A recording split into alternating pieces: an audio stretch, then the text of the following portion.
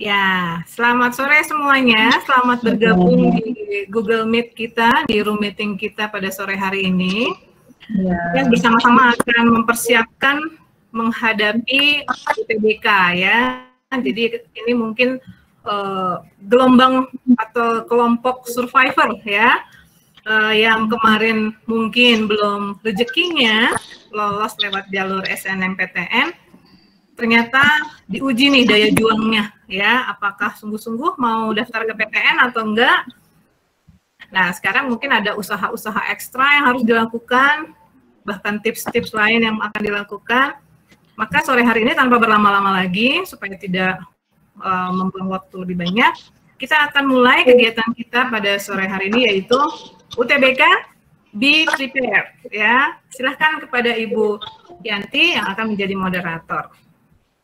Okay, thank you so much, Bu Gendelia, for the opportunity. We're going to start our activity today about UTBK or UTBK. Be prepared, get ready. We're going to deal with it. Jadi kita akan bahas tentang ini. Mudah-mudahan informasinya bakal membuat siswa-siswi ataupun guru memperoleh atau bapak guru memperoleh informasi yang up to date. Dan mudah-mudahan juga kegiatan ini bisa memberikan kontribusi positif bagi semua lapisan masyarakat. Alright, tanpa berlama-lama langsung saja saya perkenalkan dulu untuk presenter atau source kita ya. Untuk pembicara kali ini adalah Kak Regi Pratama Putra SAP.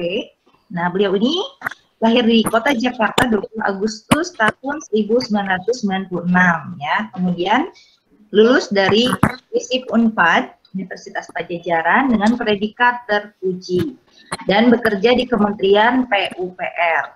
Nah, mungkin itu informasi awal, mudah-mudahan informasinya dapat menjadi pembuka sebagai informasi agar Anda yang menyaksikan dapat mengetahui siapa sih pembicara ini. Baik, silakan kepada Kak Regi Pratama, dipersilahkan untuk memulai presentasinya, silakan. Baik, terima kasih Miss untuk pembukanya dan Bu Gende juga dan teman-teman sekalian. Pertama selamat sore yang udah pada hadir nih, cukup banyak ya. Saya lihat ada 47 teman-teman lebih mungkin yang hadir dari sore ini.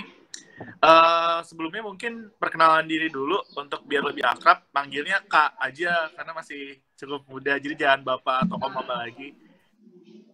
Jadi, jangan Om ya. Jangan Om. Lebih kayak ke senior kakak kelas aja kalau mau diskusi lah, ini kasar. Jadi juga semacam disclaimer di awal, yang ingin saya sampaikan tuh bukan paparan materi, itu lebih kayak sharing pengalaman dan sedikit mungkin tips and trick yang udah pernah saya dapetin pada saat tes SBMPTN dulu yang sekarang namanya UTBK. Kayak gitu aja teman-teman. Bu Gende, maaf, punten boleh di-share?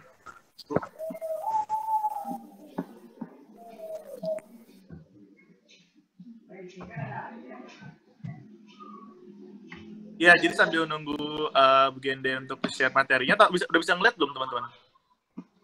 Ya, silakan konfirmasinya. Apa terlihat? Terlihat, Ibu. Sudah terlihat. Baik.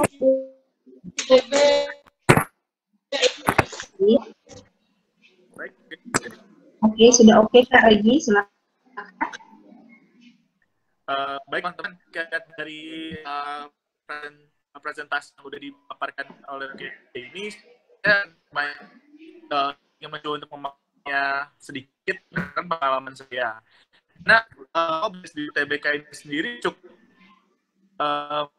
menarik untuk dipelajari, mungkin susah, jadi teman-teman jangan takut, intinya gitu sih.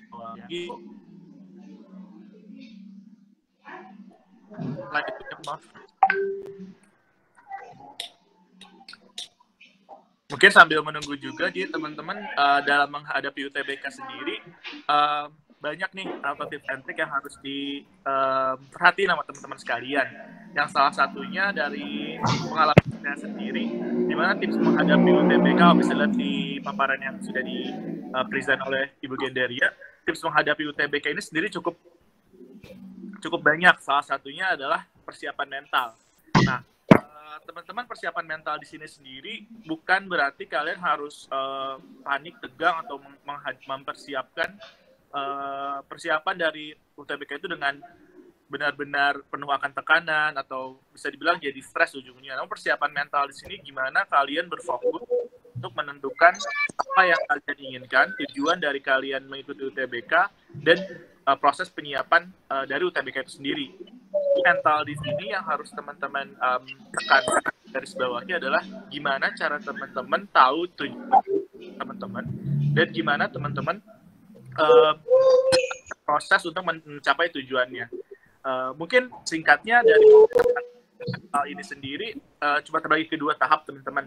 Yang pertama, gimana cara teman-teman mempersiapkan UTBK dengan cara belajar dan latihan soal lain-lainnya. Dan kedua adalah pemilihan jurusan atau tujuan kalian mengikuti UTBK. Mungkin teman-teman masih bingung, kayak, Kak, mental di sini tuh maksudnya kayak gimana? Singkat ya, kalau pengalaman saya, mental ketika saya menghadapi SBMPTN dulu dan UTBK mungkin sekarang adalah di mana tekanan dari berbagai macam pihak, dari orang tua, guru, teman-teman, dan lain-lain tuh yang menjadi masalah atau menjadi cukup beban. Nah, saran dari saya buat teman-teman jangan terlalu mementingkan boleh, cuman jangan terlalu menjadikan beban atau buat teman-teman pusing persiapan UTBK itu sendiri. Terkait jurusan atau mungkin kampus yang teman-teman nanti pilih, itu boleh pastinya untuk mengikuti saran orang tua atau saran guru. Namun teman-teman juga harus punya semacam keteguhan atau keyakinan dan kesiapan mental itu sendiri untuk bahwa saya cadangannya B dan saya siap untuk berlatih soal-soal yang menjurus dengan jurusan saya. Jadi ini sih teman-teman untuk tips pertama terkait persiapan mental itu sendiri. Nanti kalau misalnya saya kecepatan atau mungkin ada yang ingin ditanyain, mungkin dicatat dulu aja atau bisa diingatkan ya teman-teman. Soalnya kita lebih diskusi nyantai aja ini. Gitu ya teman-teman. Lanjut yang terkait tips nomor 2 yaitu latihan soal. Latihan soal di sini sendiri yang mungkin teman-teman sudah tahu di sekolahnya masing-masing atau mungkin ada yang bimbel, ada yang otodidak sering belajar dari Zenly, Ruang Guru atau dari media platform otodidak mungkin yang terkait berbagai macam latihan soal terkait UTBK itu sendiri. Kalau di sini sendiri juga sebenarnya tidak terlalu dibilang penting, itu cukup penting.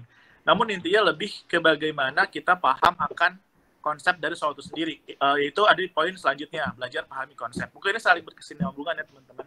Latihan soal ini perlu, namun kita pun lebih baik berlatih soal sesuai dengan apa yang konsep yang ada dalam soal-soal UTBK.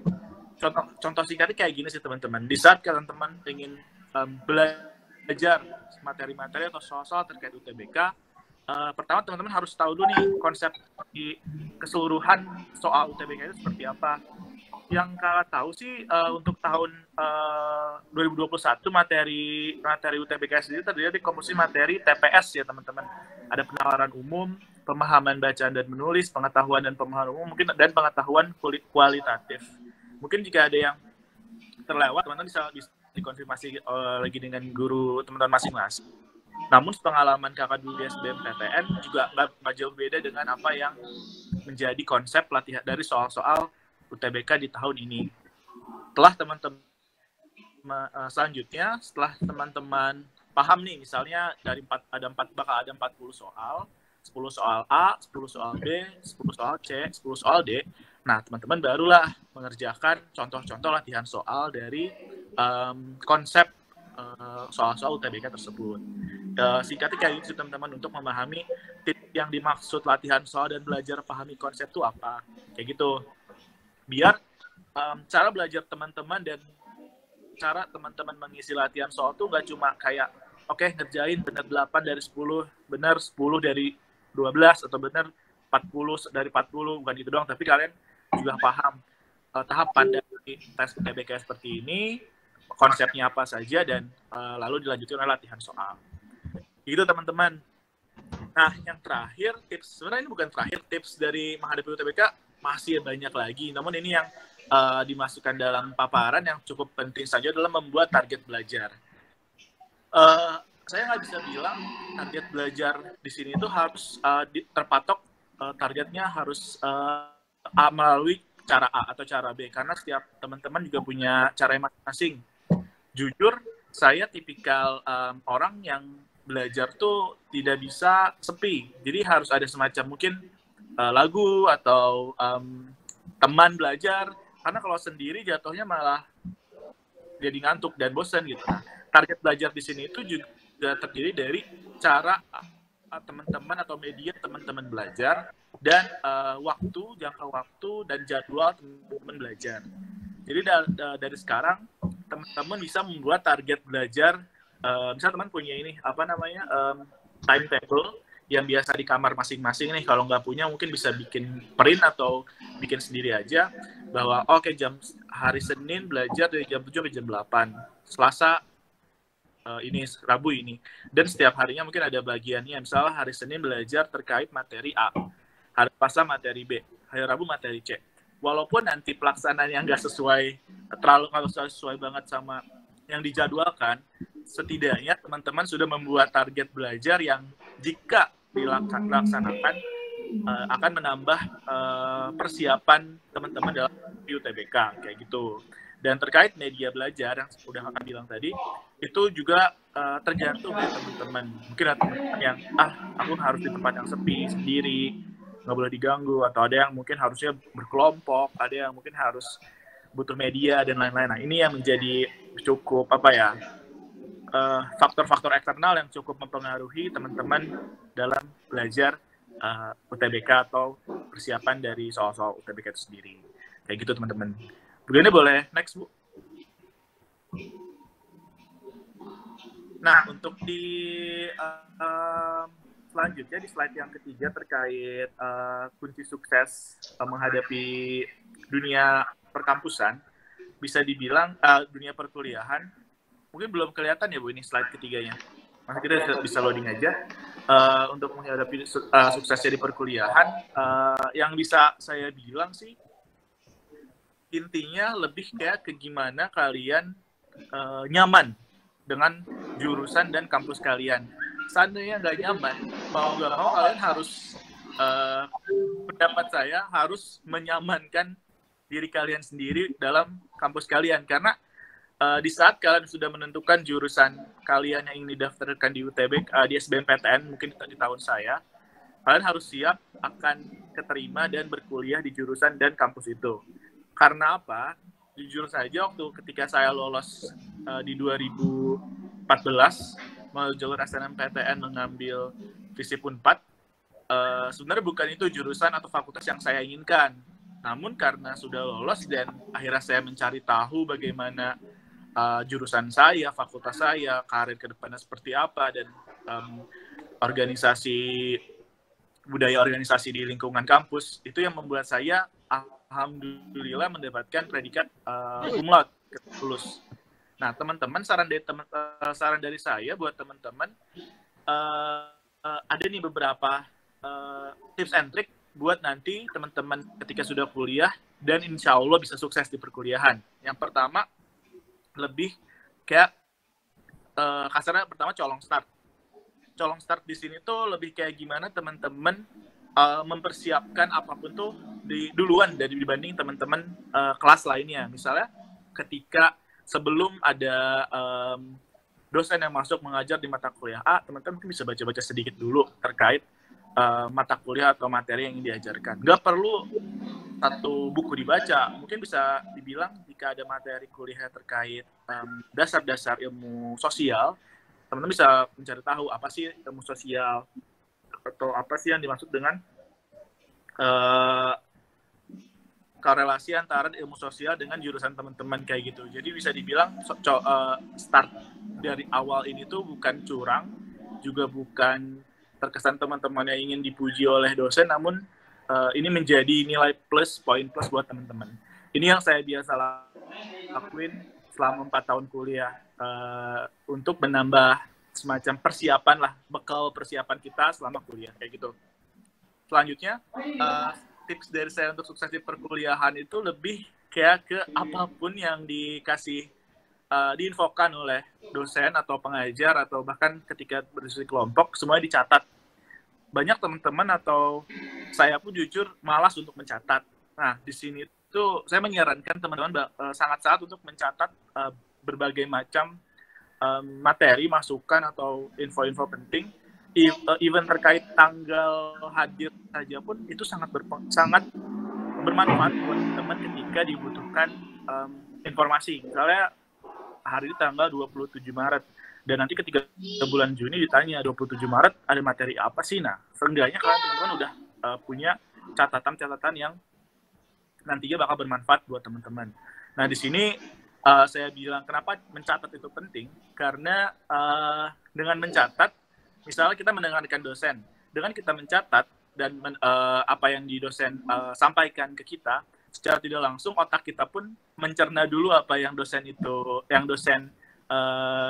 sampaikan dan mencatatnya di buku kita. Beda ceritanya dengan kita hanya memfoto paparan atau mendownload paparan dan membaca sepintas. Karena itu kita hanya membaca dan sudah gitu. Setidaknya jika kita mencatat kembali, ada semacam proses input dan output dari penyampaian materi dari dosen atau pengajar, seperti itu teman-teman. Selanjutnya, tips and trick sukses di perkuliahan, mungkin yang selanjutnya lebih kayak ke kita perlu refreshing, dan kuliah itu bisa dibilang cukup menyita fisik, mental, waktu, tenaga. Namun itu semua worth it karena itu adalah proses belajar kita selama 4 tahun dan untuk mencapai cita-cita, tujuan dan lain-lainnya. Namun di sini juga teman-teman harus perhatikan, kita perlu semacam self reward, semacam misal kalau teman-teman ada yang suka Korea nih, misal K-pop, nggak ada salahnya ketika beres kuliah ya teman-teman selangin waktu sejam 2 jam untuk nonton idolanya misal, karena itu yang bikin mood teman-teman naik lagi dan ya setidaknya nggak bakal terlalu jadi beban selama kuliah, stres dan segala macamnya. Atau yang suka ngobrol, beres kuliah bisa ketemu teman-teman, ngobrol, nongkrong, makan bersama kayak gitu, karena itu yang saya 4 tahun saya kuliah dan saya lakukan. Itu yang membuat akhirnya menjadi balance antara social life dan juga study life. Karena di setiap perjalanan orang-orang yang sukses di kampus, di pengalaman saya di fakultas, mereka bukan orang-orang yang kasarnya nerd atau yang hanya datang ke kampus, pulang ke kampus, nilai bagus. Mungkin ada yang seperti itu, namun lebih banyaknya mahasiswa-mahasiswa atau mahasiswi yang juga memiliki dunia kehidupan sosial yang cukup baik di luaran perkuliahan. Itu mungkin tips and trick dari saya teman-teman untuk gimana sukses di perkuliahan. Kayak gitu aja.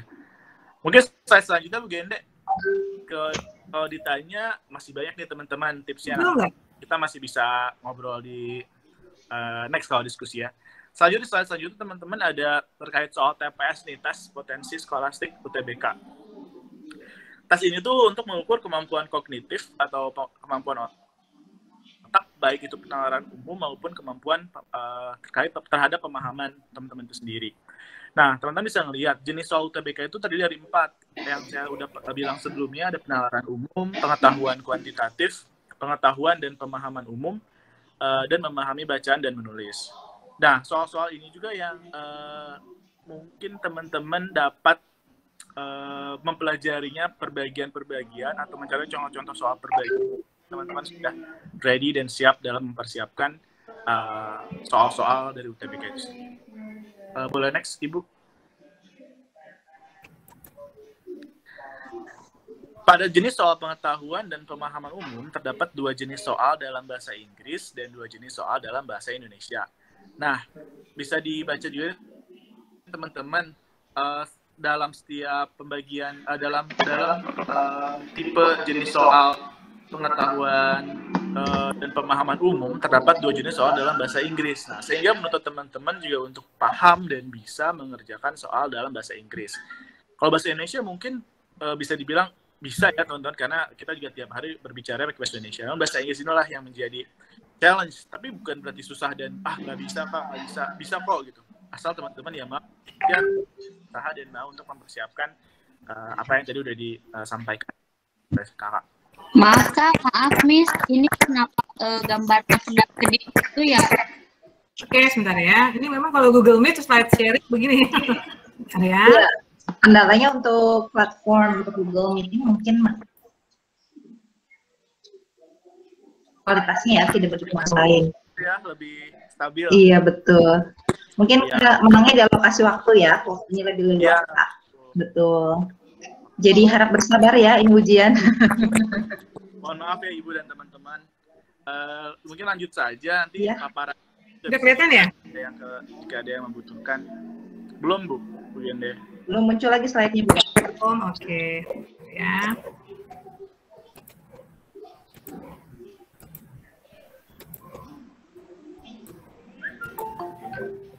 Nah, sebelum sambil menunggu Bu Gena ya sudah. Dalam soal bahasa Inggris, kita dituntut untuk memahami inti bacaan dan membuat kesimpulan berdasarkan informasi pada teks antonim, sinonim, dan bagian-bagian kalimat. Mungkin ini lebih ke contoh soalnya aja, teman-teman. Karena soal bahasa itu bisa dibilang perlu langsung dipraktikkan. Mungkin Bu Gena bisa langsung ke slide selanjutnya. Kita ada sedikit contoh aja nih, teman-teman, untuk latihan soal. Kelihatan nggak? Ya, terlihat. Kelihatan, Kak. Terlihat, Bu. Contohnya bisa dibaca ya, saya bacain singkat aja. Today we've lost the courage to fight the government when it is wrong on basic issues in a disciplined manner because agitational and anarchic politics for individual group or party and aggrandizement has become common. Intinya ada satu paragraf panjang. Dan saran dari saya ketika ada paragraf panjang seperti ini, teman-teman nggak usah langsung baca full dan mengerjakan seluruh paragraf, namun baca dulu pertanyaan dari soal tersebut. Di sini kan perintahnya untuk memilih satu correct answer dari A, B, C, or D. Dan pertanyaannya, which is the most opposite in meaning to the word hamper as used in the passage.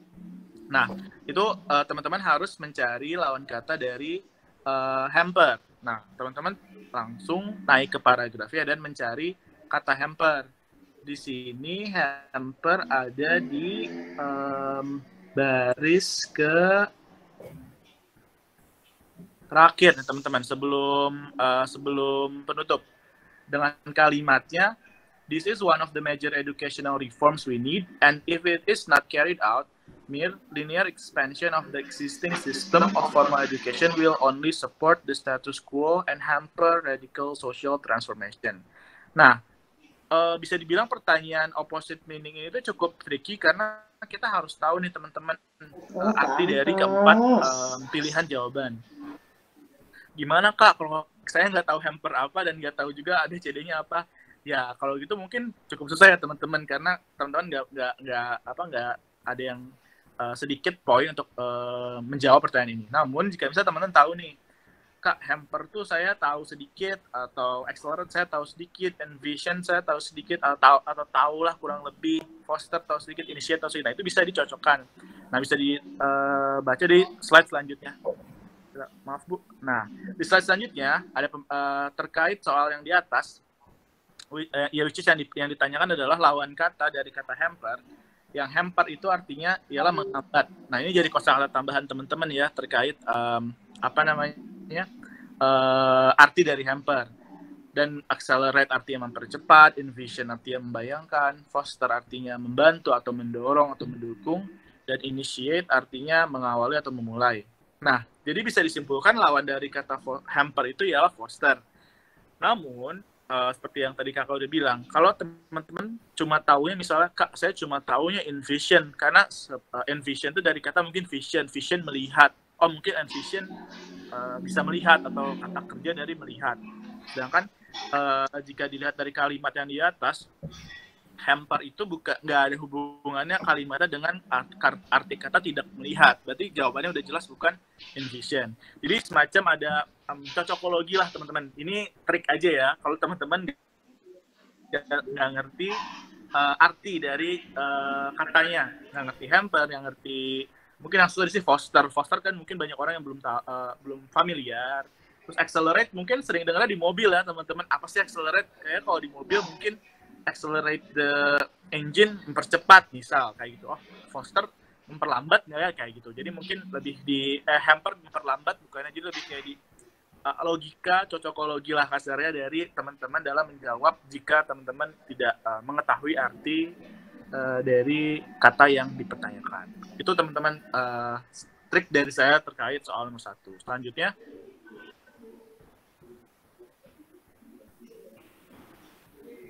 Selanjutnya, Bu, terkait nah ini.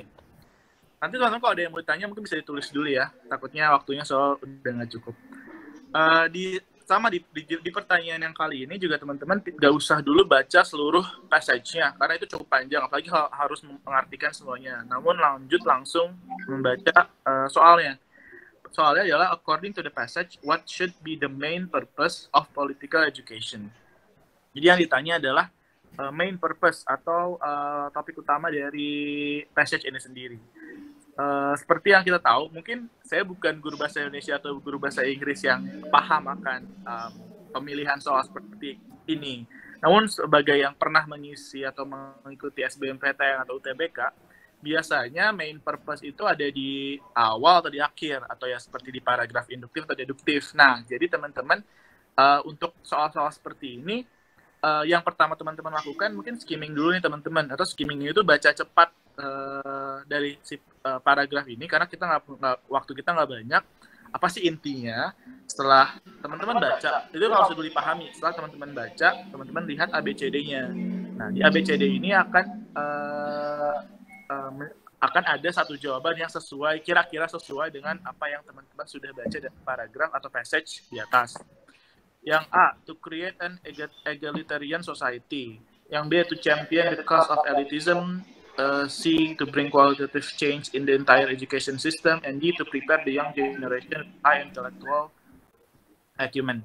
Boleh next, Bu. Nah, di pembahasan selanjutnya, di slide selanjutnya, according to the passage yang menjadi main purpose-nya bisa dilihat dari kalimat the situation will not change unless we take vigorous steps to provide genuine political education on an adequate scale. This is one of the major educational reforms we need. Nah, oleh karena itu jawaban yang tepat adalah to bring qualitative change in the entire education system. Mungkin bisa dibilang kalimat the situation will not change ini tuh nggak ada di awal atau di akhir teks. Tapi teman-teman bisa menyesuaikan seperti yang tadi kami bilang, setelah teman-teman skimming atau baca cepat dan nanti teman-teman melihat jawaban ABCD yang kira-kira ada kecocokan atau ada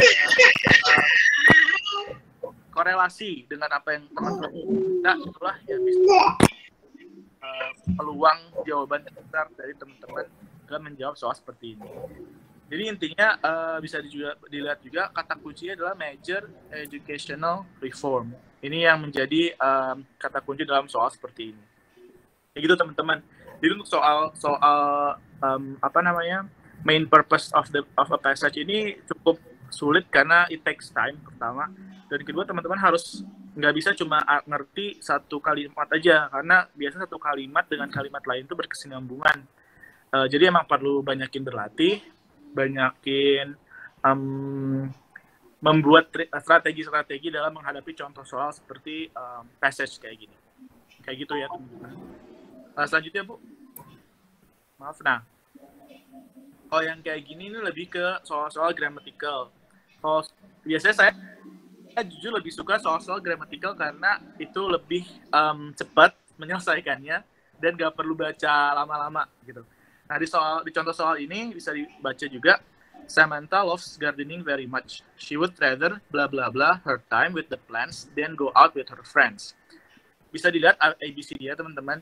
A itu spend. Spend di sini itu lebih verb 1 dari spend itu verb 1 dan B itu spends. Itu juga verb 1 namun itu menggunakan S. Bukan berarti spends-nya banyak, tapi itu penggunaan subjek yang berpengaruh terhadap verb-nya. Itu bisa belajar lagi di rumus present tense. Yang C ada spend itu verb 2 dari spend. Yang D itu spending itu verb 1 plus ing. Nah, dalam menjawab soal kayak gini, teman-teman memang harus terbiasa mengetahui formula-formula atau formula dari grammar yang ada di bahasa Inggris. Seingat saya kalau nggak salah ada 16, tapi takutnya ada salah juga. Mungkin ntar Bu Gende atau Ibu Sri bisa mengkoreksi. Dan yang untuk soal ini, Samantha loves gardening very much. Di kalimat pertama ini ialah present tense. Namun, di kalimat kedua, she would rather bla bla bla her time with the plants than go out with her friends. Itu bisa dilihat di slide selanjutnya, Bu, maaf. Nah, di slide selanjutnya, she would rather bla bla bla menyatakan pilihan selalu diikuti dengan bentuk verb 1 tanpa perubahan apapun. Karena modals would ini selalu harus diikuti oleh verb 1. Apa sih Kak would ini? Would ini sama dengan modals, dan modals ini tuh nggak hanya would, teman-teman, bisa ada will, ada shall, ada must, should, dan lain-lainnya yang memang selalu harus diikuti oleh verb 1. Kalau ditanya, kok harus verb 1 sih Kak? Ya, saya nggak bisa jawab juga, karena mungkin itu lebih di rumusnya, nanti itu lebih bisa ditanyakan ke Bu Gende atau ke Bu Sri guru atau guru dari teman-teman sekalian. Kayak gitu, teman-teman. Jadi kalau untuk jenis soal nomor 3 ini, teman-teman harus memperkuat grammatical teman-teman, kayak rumus-rumus dari tiap kalimat, tenses, terus mungkin vocabulary teman-teman juga, kayak gitu. Dan perhatian dari subjeknya. Kayak gitu. Next, Ibu. Untuk slide selanjutnya nih, jenis soal ini menanyakan arti dari kata yang digaris miringkan dan di bold, di italic dan di bold. There is a car parked in front of my gate. I wish someone move it to another place. Jadi yang di bold dan italic ini diartikan apa? I wish someone move it to another place. Bisa di next selanjutnya. Dalam pembahasan, arti dari kalimat I wish somebody move it to another place menunjukkan penyesalan atas apa yang telah terjadi.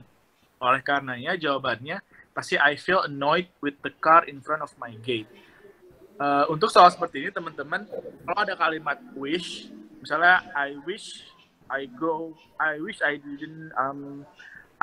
didn't go to school, misalnya. Aku harap aku tidak pergi ke sekolah.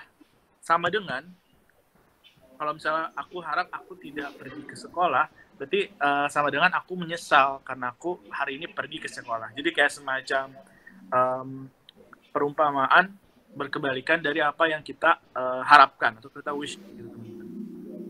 Dan jika dilihat dari jawaban lain, ada I will move the car to another place, ada I ask someone to move the car and someone move the car for me. Itu tidak berkorelasi dengan I wish someone move it to another place, kayak gitu. Selanjutnya Bu Gende. Nah, untuk soalan ini juga sama, ini lebih ke grammatical structure juga, teman-teman. Langsung aja, kalau misalnya ada kalimat yang mempersingkat waktu, kalau baca dari awal juga boleh. Namun bisa dilihat di titik kosongnya dari kalimat terdekatnya large scale. Large scale glass manufacture, blah blah blah, with the industrial revolution, with the mass production of glass containers, blah blah blah blah blah blah. Nah, correct answer is, ini lebih ke grammar, bisa balik lagi. Namun kalau ini harus dibaca dari kalimat awal, in the 18th and 19th centuries, glass was, kalau ada was berarti ini lampau. Kita menceritakan sesuatu yang telah terjadi di masa lalu. Nah, teman-teman juga tahu kan kalau lampau grammar dalam hal tenses, apa yang harus dilakukan dalam menjawabnya. Bisa next, Bu. Dalam menjawabnya kita menggunakan verb 2, yaitu began. Karena began merupakan verb dalam kalimat-kalimat past tense, kayak gitu, teman-teman. Lanjut ya, Bu. Terakhir, contoh soal selanjutnya terkait the word slowly in the passage is best replaced by.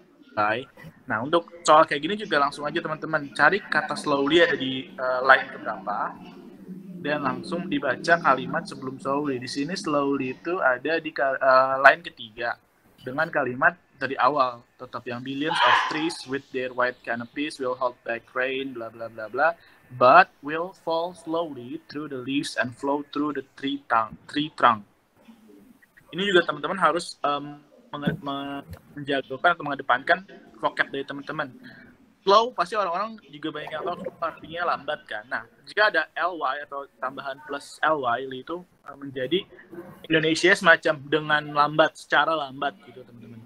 Sedangkan pertanyaannya bisa diganti apa nih kata slowly. Nah, otomatis jawabannya bisa tinggal dilihat kata depannya, gradual, natural, amazing, and surprising. Surprising sama amazing teman-teman pasti tahu lah. Surprising itu ya mengejutkan, dan amazing itu wah gitu kan teman-teman, terkesima. Yang jelas artinya bukan slow, bukan lambat. Jadi A atau B kan, natural dan gradual. Bisa lanjut Bu, slide selanjutnya. Nah, udah jelas dalam pertanyaan slow bisa diganti menjadi kata apa, yaitu gradually, karena juga natural teman-teman pasti udah banyak yang paham artinya lebih kayak ke yang alami, natural, dan lain-lain, secara natural, secara alami. Jadi jawaban dua adalah gradually gitu teman-teman. Slide terakhir Bu, maaf. Nah, maaf mungkin agak terlalu banyak contoh soalnya, namun di contoh soal kalimat yang terakhir ini lebih mirip dengan contoh soal yang tadi I wish memindahkan mobil itu teman-teman, di mana with the sentence this organism behavior makes the soil surface become loose and porous in the passage, the writer intends to di sini tuh diperkirakan penulis ini mengartikan apa dengan adanya kalimat itu gitu. Dan di pembahasan selanjutnya Bu, di slide selanjutnya, penulis sama dengan diartikan, yaitu sifat organisme tersebut menyebabkan tanah menjadi lunak dan poros. Sehingga contohnya juga bisa diketahui bahwa penulis menjelaskan penyebab tanah poros, yaitu dari explain the culture of porous soil. Di sini mungkin belum ditulis jawabannya itu sehingga kalimat yang ditanyakan yang di bold dan italic ini teman-teman harus mengetahui artinya dulu dan diperkirakan apa sih gitu yang sesuai dengan ABCD pilihan jawabannya. Kayak gitu teman-teman. Next Bu. Nah, mungkin sekian ya teman-teman dari sedikit diskusi sih. Kalau paparan materi saya juga agak kurang pas, namun sesuai dengan pengalaman saya, UTBK atau SBMPTN angkatan saya itu bisa dilalui dengan lancar, sukses jika teman-teman melakukannya dengan persiapan yang matang dan mengikuti tips and trick yang mungkin salah satu tips and trick yang tadi sudah saya sampaikan. Kayak gitu teman-teman. Kalau ada pertanyaan mungkin bisa disampaikan, dan kalau mau nanti diskusi secara personal, baik melalui Instagram atau WhatsApp, insya Allah kalau misalnya lagi ada waktu dia dibalas, nanti bisa tanya ke Bu Gende atau mungkin melalui Bu Sri dan lainnya. Paling begitu teman-teman, terima kasih sebelumnya. Wassalamualaikum warahmatullahi wabarakatuh. Waalaikumsalam warahmatullahi wabarakatuh. Waalaikumsalam warahmatullahi wabarakatuh. Terima kasih Pak. Baik ya, adik-adik atau ibu bapak guru yang hadir dalam pertemuan ini, alhamdulillah paparan dari Kak Regi pertama tadi sangat luar biasa ya, ditambah dengan pengalaman Kak Regi ini yang sudah berhasil menjadi lulusan dengan predikat terpuji. Sebagai kesimpulan mungkin akan saya review sedikit ya, bahwa tadi saat kalian baca soal, maka kalian harus fokus pada pertanyaannya dulu. Jadi kalian tidak perlu membaca semua bagian teks, karena itu bukan novel yang perlu dibaca setiap bagiannya ya. Kemudian kalian juga harus banyak berlatih. Kalau kita setiap hari usahakan baca teks berbahasa Inggris. Dan untuk info apa, terkadang dalam teks itu ada info yang eksplisit dan implisit. Kemudian tingkatkan skimming dan scanning. Mungkin itu yang bisa saya simpulkan dari paparan dari Kak Regi pertama. Mangga silakan, kami persilakan kepada partisipan jika ada pertanyaan yang terkait dengan persiapan untuk menghadapi UTBK ini. Silakan. Apakah ada pertanyaan? Dari chat box-nya ada nggak ya kira-kira? Silakan, ada yang ingin ditanyakan atau misalnya mau tanya, Kak Regi apa sih tipsnya bisa jadi lulusan dengan predikat terpuji atau misalnya mau kepo-kepoin ya, silahkan guys. Ya, you're free to ask Kak Regi right away. Silahkan. Oh ya, di sini di kolom chat baru ini ya, daftar hadir mungkin ya. Nah, untuk partisipan silahkan mengisi daftar hadir yang sudah dibagikan. Ada Google Form, silahkan diisi. Ini kalau saya sambil menunggu ya. Oh ya, ada dari Tanti Yosef Putri ya. Itu ibu atau siswa ya, mohon maaf. Karena Tanti mau tanya. Boleh Tanti, silakan. Silakan Tanti. Banyak orang tuh yang bilang kalau UTBK itu yang bisa lolos tuh hanya anak SMA katanya. Nah menurut kakak kayak gimana? Apakah SMK juga ada kesempatan untuk lolos UTBK atau gimana? Baik, langsung dijawab saja ya oleh Kak Regi. Ya baik, terima kasih Tanti. Sedikit cerita juga. Sebenarnya kakak tuh juga lulusan SMK Negeri 14 Bandung dulu sama Bu Genderia. Dan ketika lulus Unpad tuh sebenarnya via jalurnya SNMPTN yang undangan kan. Nah, tapi saya untuk undangan anak SMK lolos juga udah lumayan jarang sebenarnya. Dan SBMPTN tuh masih bisa dibilang cukup sulit. Namun sebenarnya di tahun kedua kakak kuliah tuh karena penasaran, kakak coba SBMPTN di Unpad juga, tapi di Vkom Fakultas Ilmu Komunikasi, dan alhamdulillahnya lulus lagi nih tahun keduanya melalui jalur SBMPTN UTBK. Tapi nggak kakak ambil, jadi kakak tetap ambil jurusan yang di Fakultas Fisip Unpad ini, dan tidak mengambil SBMPTN yang lulus di Vkom Unpad di tahun kedua. Jadi pertanyaan Tanti itu sendiri, ada kok Tanti, contohnya juga kakak sebenarnya. Kakak juga dulu sangat-sangat sebel karena anak SMK itu di underestimate, nggak bakal bisa lolos via jalur UTBK atau SBMPTN. Karena mungkin cara pengajaran yang beda. Namun sebenarnya ketika kita ada usaha lebih untuk bisa selevel dengan anak SMA, karena kita pun tahu ya cara pembelajaran SMA dan SMK berbeda, dan kita ada usaha lebih untuk bisa selevel dengan apa yang anak SMA pelajari, walaupun juga sebenarnya UTBK itu berbeda juga apa dengan yang SMA pelajari, kita bisa lolos kayak gitu loh. Salah satunya contohnya dengan mempersiapkan latihan-latihan soal dari soal-soal UTBK. Jadi kalau ditanya Tanti, kata ini nggak bisa, kata itu nggak bisa kok beneran. Cuman ya emang butuh banyak persiapan, butuh banyak effort lebih untuk bisa anak SMK untuk bisa lulus di SBMPTN atau UTBK dibanding anak SMA. Kayak gitu. Baik, terima kasih Kak. Ya, mudah-mudahan Tanti tidak puas dengan jawabannya ya. Jadi nanti bisa tanya lagi sama Kak Regi untuk jawaban lainnya, atau misalnya mau kepoin IG-nya Kak Regi, menjadi followernya Kak Regi supaya lebih semangat lagi belajar, oke banget ya. Sambil tunggu pertanyaan yang lain, silahkan diajukan. Mungkin tips aja buat kalian yang menyiapkan ujian UTBK ini, kalian harus agak sedikit menunda ketenangan ya. Happy-happynya agak dikurangi, apalagi sekarang kan kaum rebahan ya, jadi lebih banyak santuy, lebih banyak sansnya, lebih banyak slow-nya. Nah, sekarang kita agak sprint dulu. Baik, adakah pertanyaan lagi yang akan diajukan? Kami persilahkan untuk pertanyaan lainnya. Makasih ya Tanti, tadi udah pertanyaan perdana. Dan waktu kita sebentar lagi berakhir di 17.45 ya. Mudah-mudahan masih ada pertanyaan lain. Ini keren banget ya Kak Regi, lulusan dari SMK, jadi menunjukkan bahwa SMK bisa. Oke. Betul. Ternyata muridnya Bugende ya. Wah, hebat nih muridnya. Kakak kelasnya Tanti berarti. Iya, betul. Silakan. Ada lagi pertanyaan yang ingin diajukan? Gak usah malu-malu ya. Pertanyaan seperti apapun, silahkan ditanyakan. Mungkin kalau saya sambil nunggu waktu nih, mau tanya juga nih sama Kak Regi. Gimana ceritanya nih bisa bekerja di Kementerian PUPR tuh? Gimana ceritanya Kak? Sambil nunggu pertanyaan selanjutnya lah. Boleh lah ya kita langsung? Boleh Ibu. Jadi jurusan saya kan di Fakultas Ilmu Sosial atau mostly ke bidang politik dan pemerintahan Bu.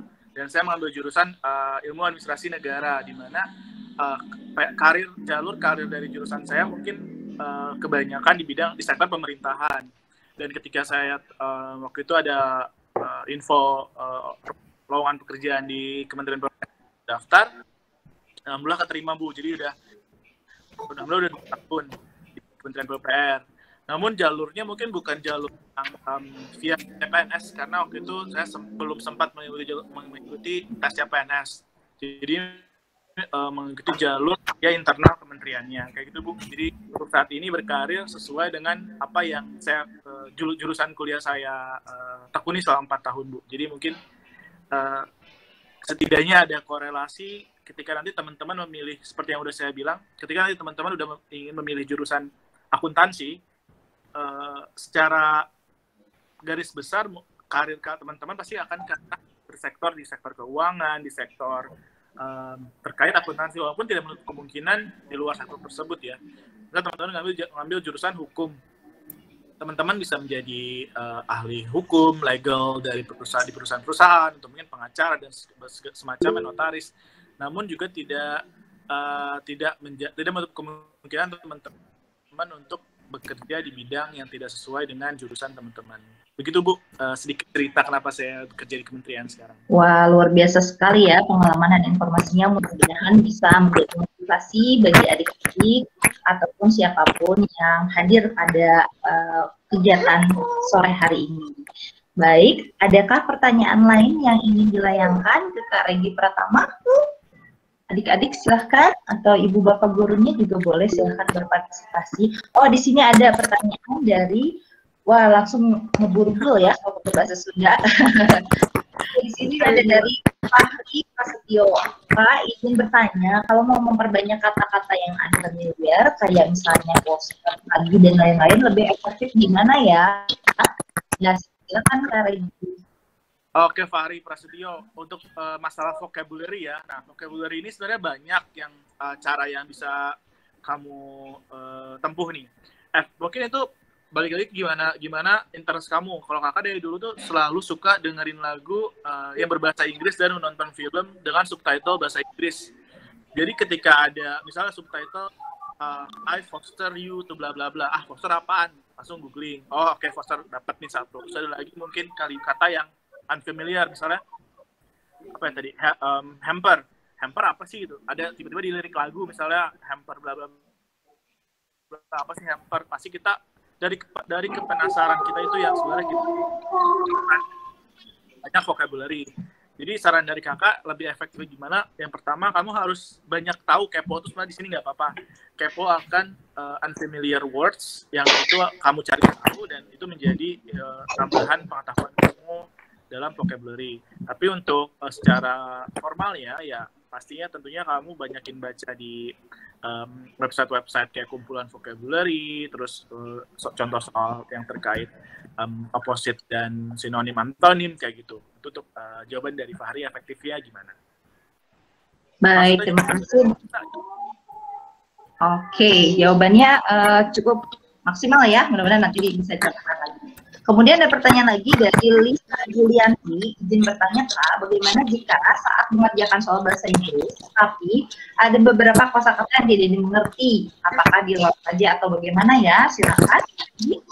Oh iya, baik, untuk Lisa ini juga sama seperti yang tadi contoh soal yang Pak Hari tanyakan terkait kosakata, vocabulary lagi. Kalau seperti yang kau udah bilang tadi, seandainya kita nggak tahu, mostly blank nih, nggak tahu kosakatanya apa aja. Tapi kita tetap harus berusaha. Ada nggak ya dari satu kalimat ini, misalnya I like to eat banana. Kita nggak tahu, masa sih nggak I like to eat kan susah. Sebenarnya kita nggak tahu artinya like. Jadi kita nggak tahu banana. Oh, banana pisang. Nah, soalnya tanya apa sih arti kalimat itu. Nah, dikira-kira aja di semacam apa ya, logika kita main, dan cocokologi yang bisa kakak bilang tadi lah, istilah kekiniannya. Jawaban ABCD-nya itu dikorelasikan atau disambungkan, dicocokkan dengan pertanyaannya, apakah cocok atau tidak.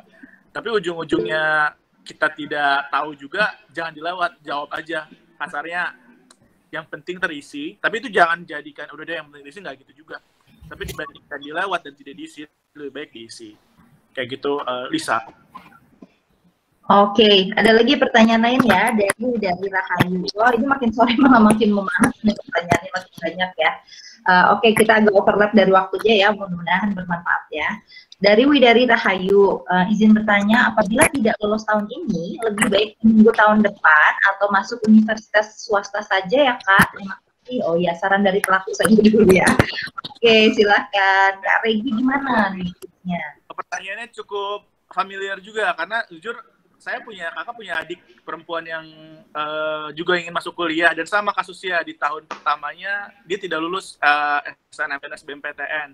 Namun waktu itu kebijakan dari orang tua melihat mungkin kalau universitas swasta ada terkait masalah finansial yang sangat lebih mahal dibanding PTN, dan mungkin ada permasalahan dari pergaulannya dan segala macam, akhirnya menutup diputuskan untuk coba gap year 1 tahun untuk tidak berkuliah dulu, namun mungkin internship atau mengikuti program ABCD, belajar, les, dan lain-lain untuk mempersiapkan UTBK atau SBMPTN. Dan alhamdulillah lulus tahun kemarin di UPI, jurusan akuntansi. Jadi untuk Widari, kalau dari kakak sendiri, itu balik lagi gimana kesepakatan kamu dan orang tua. Namun tidak ada salahnya juga sebenarnya untuk menunggu tahun depan, karena jika mungkin tahun depan itu rezeki kamu dan kamu benar-benar menyiapkannya, tentu bisa lulus kok ke PTN yang kamu impikan, kayak gitu. Tapi untuk di swasta pun sebenarnya nggak masalah, karena swasta pun jika diizinkan orang tua dan kamunya sesuai jurusan, pergaulan yang cocok, itu juga tidak masalah, kayak gitu. Baik, menarik ya. Tadi pertanyaannya cukup out of the box, right? Now next question. Apa yang harus dilakukan ketika belajar mandiri? Soalnya ketika ada niat untuk belajar, suka bingung apa yang harus dilakukan. Baik, Zarfan, pertanyaannya juga sebenarnya sama sih kayak apa yang saya alami dulu. Saya juga tipikal yang sangat susah untuk belajar. Untuk memulai belajar tuh susah gitu. Dan ketika ada niat untuk belajar juga, ngapain nih? Cuman saran dari kakak sih untuk Zarfan, bikin timetable tadi, Zarfan, misalnya ada UTBK di bulan Mei, sekarang udah bulan Maret misal, ada 2 bulan tersisa nih, kita nggak mungkin kan ngebut seminggu terakhir doang belajar, walaupun mungkin perlu juga ada orang yang bisanya kayak gitu. Namun dengan kita buat timetable atau jadwal di setiap minggunya, harinya, kamu jadi macamnya patokan. Kayak minggu target aku vocabulary-nya bahasa Inggris, dalam vocabulary minggu depan aku tenses, 4 macam tenses minggu depan ini. Jadi kayak bikin semacam timetable jadwal. Walaupun saya juga bisa dibilang cukup males buat kayak gini-gini. Saran kedua dari kakak, apapun yang kamu ingin pelajari hari itu, belajar aja. Setidaknya ada usaha. Jangan jadi kayak, bingung belajar apa, ya udah nggak belajar, ya gitu. Pas kamu ada niat belajar, tapi kalau bingung apa yang kamu pelajari, dari kamu buka YouTube, dengerin orang ngoceh kayak kakak gini, misalnya ngoceh dan terkait soal UTBK pun, itu secara langsung kamu menambah ilmu, informasi dan pengetahuan. Jadi di zaman sekarang tuh banyak banget cara kamu untuk belajar, nggak harus cuma baca buku, nggak harus dari guru, tapi kamu bisa belajar dengan media apapun. Apalagi udah ada YouTube, udah ada Google dan lain segala macam. Baik, ada lagi pertanyaannya? Ada lagi katanya. Bagaimana cara memaksimalkan waktu belajar 1 minggu sebelum UTBK? Oke, Lisa, maksimal tentunya hanya belajar 1 minggu sebelum UTBK tidak disarankan, atau mungkin jangan sampai kamu belajar cuma 1 minggu. Tapi untuk memaksimalkan waktu belajar 1 minggu juga balik ke mana diri kamu. Jujur kalau kakak tipikal orang yang kaki itu paling penting, karena di sana kita semacam recalling segala macam pengetahuan atau informasi itu di minggu terakhir. Jadi terus minggu terakhir itu kakak baca lagi aja semua materi yang udah dipelajari dari awal sampai akhir, karena biar pas pada hari H masih ingat kayak gitu. Cuman ada juga cara kedua, di minggu sebelum 1 minggu sebelum UTBK lebih baik kamu refreshing atau semacam cari hal-hal yang bikin kamu ngejelas atau jenuh. Jadi cara memaksimalkannya itu ada di diri kamu gitu. Apa kamu sudah benar-benar siap dengan UTBK dan tinggal membaca-baca singkat-singkatnya aja sembari menenangkan diri dan pikiran, atau ya benar-benar semuanya kembali dipelajari kembali dengan tapi bukan dari awal ya, saya semacam diingat kembali segala macam rangkumannya agar hari H kamu masih ingat kayak gitu. Baik, ini ada satu pertanyaan, ini pertanyaan terakhir saja ya, kita anggap begitu, karena setelah ini kita closing. Ingin bertanya, semisal kita telah registrasi SBMPTN tahun ini, apakah di tahun depan kita masih bisa ikut SNMPTN dengan status kita yang sudah lulus SMK atau kerja dari tahun lalu? Bisa atau kesempatannya kemungkinan kecil ya, Pak? Oke, silakan Pak. Tentu saja bisa kok. Jadi kalau kita udah 1 tahun tidak sekolah atau mungkin sempat bekerja 1 tahun, balik lagi jika kita memang sudah mempersiapkan soal-soal persiapannya bisa lolos. Jadi jangan putus asa kayak, duh tahun ini gagal, tahun depan pasti gagal, nggak gitu. Soalnya bukti nyatanya soalnya adik saya sendiri gitu. Jadi saya ngomong bukan cuma menyemangati bisa tapi nggak ada contohnya, tapi memang kenyataannya seperti itu gitu. Di saat kita 1 tahun tertunda atau tidak lolos, di tahun depannya kita bersungguh-sungguh, alhamdulillah bisa lolos. Baik, informasinya sangat luar biasa ya. Mungkin tadi saya tambahkan lagi ya, kalau belum tambahkan. Kalian bisa download tuh di aplikasinya di App Store-nya ya. Banyak banget sekarang aplikasi-aplikasi yang digunakan atau dapat kita gunakan untuk meningkatkan kemampuan kita dalam berbahasa Inggris.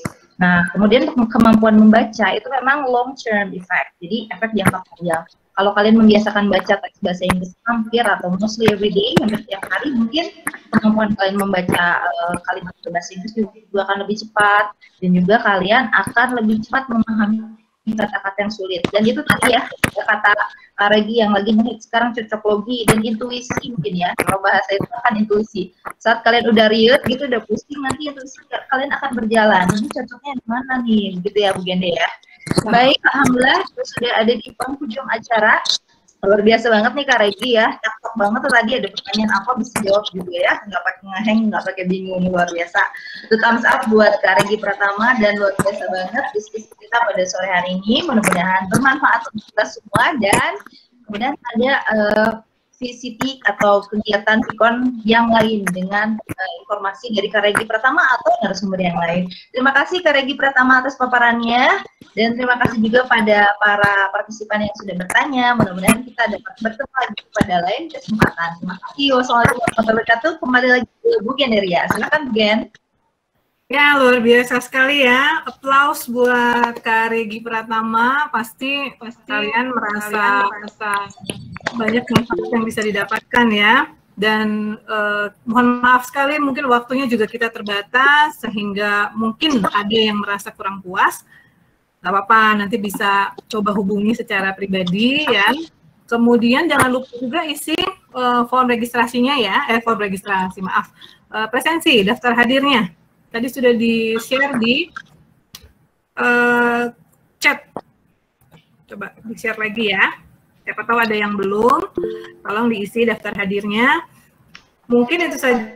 Sekali lagi terima kasih banyak kepada Kak Regi Pratama Putra yang sudah bersedia memberikan waktunya ya di tengah-tengah kesibukannya WFH ya, sehingga bisa sharing dengan adik-adiknya di sini. Mudah-mudahan kalian semua lolos UTBK, lolos SBMPTN, dan mendapatkan hasil yang terbaik ya, bisa melanjutkan ke perguruan tinggi negeri dan menjadi orang-orang yang sukses di bidangnya.